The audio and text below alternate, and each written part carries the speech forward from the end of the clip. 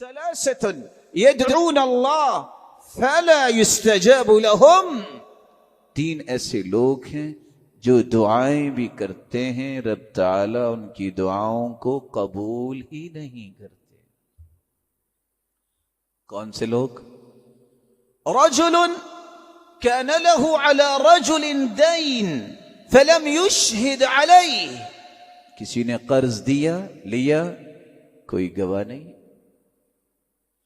ورجل كانت تحته امرأة سيئة الخلق فلم يطلقها. انسان کو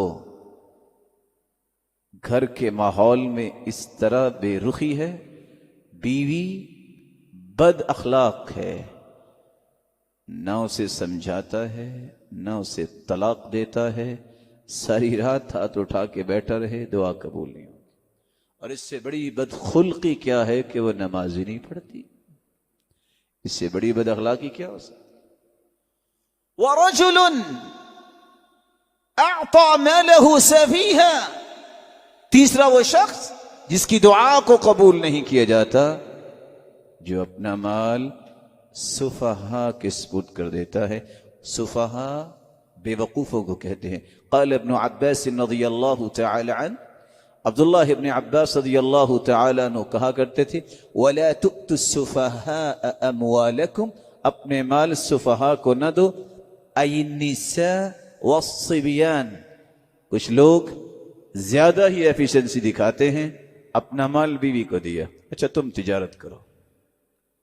انت من القوام، تم مرد ہو، تمہاری ذمہ داری ہے. یہ قیامت کی نشانی ہے کہ بازار کی زینت عورت بنے گی. اور حدیث کے الفاظ ہیں وَأَيُّئِينَ الْمَرْأَةُ الرَّجُلَ فِي تِجَارَتِهِ. عورت اپنے خامن کی تجارت میں مددگار بنے گی. کب؟ من اشراط الساعہ. یہ قیامت کی نشانیوں میں سے نشانی ہے. اور اسلام کا نظام کیا ہے؟ المرأة ہی الملکہ، ملکۃ البین. عورت یہ گھر کی یہ ملکہ ہے. اس کا کام بچوں کی تربیت کرنا ہے. اس کا کام ہے گھر کے معاملات کو اس قابل بنانا کہ وہ حلال رزق کمانے والا آئے، اس کی آنکھیں بچوں کو دیکھیں تو خوش ہو جائے کہ ان کی تربیت کیسی ہے.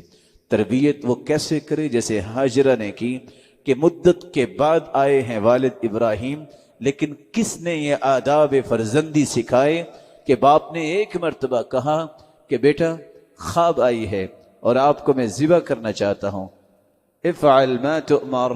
ابا جان پریشانی کیا ہے؟ آپ ذبح کے لیے تیار ہوں، میں گردن کٹوانے کے لیے تیار ہوں. رسول اللہ صلی اللہ علیہ وسلم نے فرمایا ان تین لوگوں کی دعا کو قبول نہیں کیا جاتا.